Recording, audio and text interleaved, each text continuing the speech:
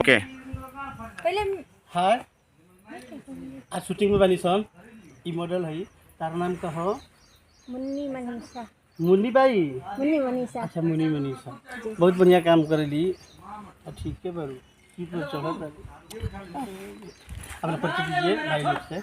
नमस्ते प्रणाम। हम मुन्नी मनीषा और बहुत खुशी की बात है कि आज शूट पे आए हैं।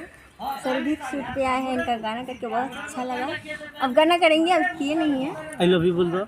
ओहो।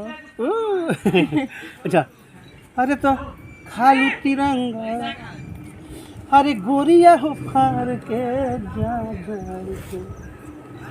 खालू तिरंगा अरे गोरिया हो फार के जा झाड़ के तो बाकी ओई हो तबार के जा झाड़ के बाकी ओई हो तबार के जा झाड़ के अंतर को से जिना साड़ी ना चाहिए मजा ना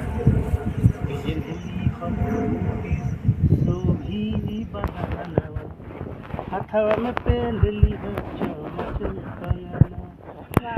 पहनली हो टू पीस शोभी बदनवा हथवा में पहनली हो चमचम कंगना छतिया से आई है छतिया से आई है अरे ओढ़नी उतार के झड़ के अरे तो छतिया से आई है तो छतिया से आई है अरे ओढ़नी उतार के जा झाड़ के तो बाकी आई है ए तबार के जा झाड़ के तो बाकी आई है ए तबार के जा झाड़ के एक बोल दो जा झाड़ के।